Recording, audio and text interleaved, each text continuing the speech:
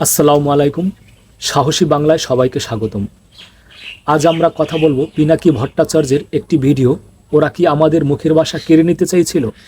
এই ভিডিওতে পিনাকি ভট্টাচার্য যেই বিষয় নিয়ে আলোচনা করেছেন তার মধ্য থেকে আমাদের এই ভিডিওতে একটি গভীর প্রশ্ন থাকবে পিনাকির কাছে এবং আপনাদের কাছে। তো যারা আমাদেরকে দেখছেন সবসময় সাহসী কথা শুনতে এই সাহসী বাংলা চ্যানেলকে সাবস্ক্রাইব করে পাশেই থাকুন। এটা আমাদের নতুন চ্যানেল। তো যা হোক, আমরা আমাদের আলোচনায় ফিরে যাই।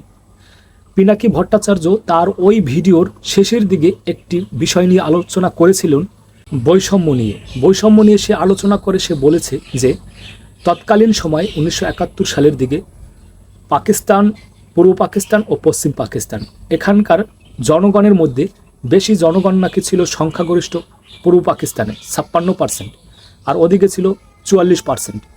কিন্তু পশ্চিম পাকিস্তানের 44% মানুষেরা যোগান দিত 74% দেশকে আর্থিকভাবে, আর পূর্ব পাকিস্তানের 56% জনগণ মিলে তারা যোগান দিত মাত্র সরকারকে 26%, এবং এই 26%-এ তারা বরাদ্দ পেত 60%, আর ওদিকে 44% মানুষেরা তারা 74% যোগান দিয়েও তারা বরাদ্দ পেত সরকার থেকে মাত্র 40%।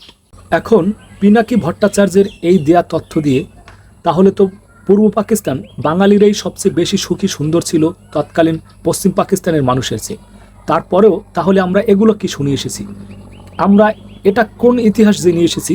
আমাদের প্রশ্ন এখানেই যে আমরা বাঙালিরা নাকি পাকিস্তানের কাছে বৈষম্যের শিকার ছিলাম, আমরা নাকি নির্যাতিত জাতি ছিলাম। এটা কোন ইতিহাস জেনে এসেছি? আমরা দিনের পর দিন নির্যাতিত ছিলাম, আর সেখান থেকে শেখ মুজিবুর রহমান সে রক্ত দিয়ে আমাদেরকে স্বাধীন করেছে। আমরা তো ছোটবেলা থেকে এটাই জেনে এসেছি, তাই না? ধৈর্য সহকারে ভিডিওটা একটু দেখুন, সাহসী কথা শুনতে।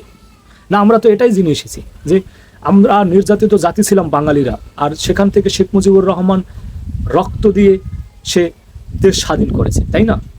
সে আর একটা কথা বলেছিল শোষণ নিয়ে।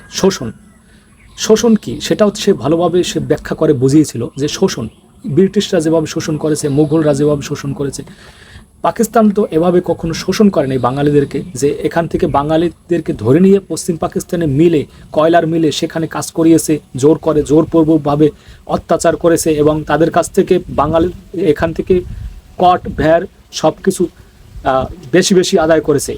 এমন তো করে নাই। তাহলে শোষণটা কীভাবে হলো?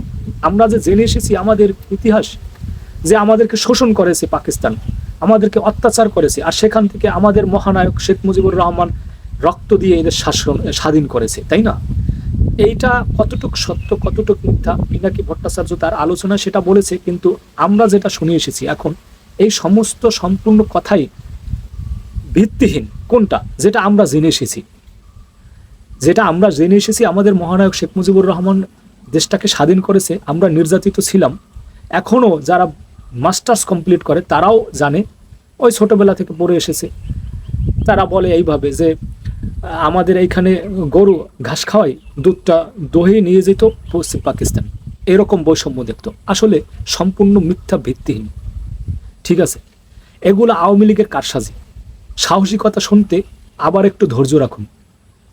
এই যে সাহসী কথাটা বলছি, এগুলো ছিল আওয়ামী লীগের তখনকার সময়। যে আওয়ামী লীগ, মুসলিম লীগ তো ছিল অনেক আগে, 1955 সালে আওয়ামী লীগ করছে, বঙ্গবন্ধু চেঞ্জ করে। এই আওয়ামী লীগের কারসাজি। আওয়ামী লীগ যে একটা চামারের দল ছিল সেটা 24 সালে শুধু প্রমাণ হয় নাই, সেটা এই ইতিহাস জানলে সেটা সত্যি বলবে সবাই।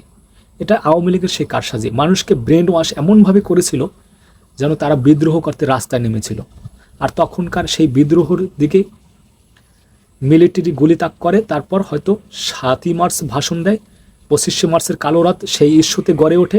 এভাবেই হয়, আর এতে ফয়দা লড়ে ইন্ডিয়া, হয়ে যায় দ্বিখণ্ড পাকিস্তান। বঙ্গবন্ধু শেখ মুজিবুর রহমান সে কখনো চায় নাই প্রথমত এই দেশের স্বাধীনতা।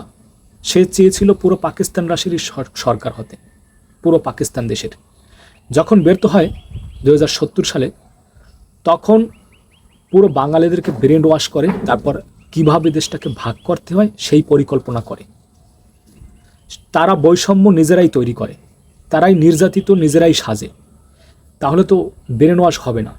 আর সেখান থেকেই এই ইন্ডিয়ার ইন্ডিয়া একটা সুযোগ পায়, ইন্ডিয়ার চালে পাকিস্তান দ্বিখণ্ড হয়ে যায়।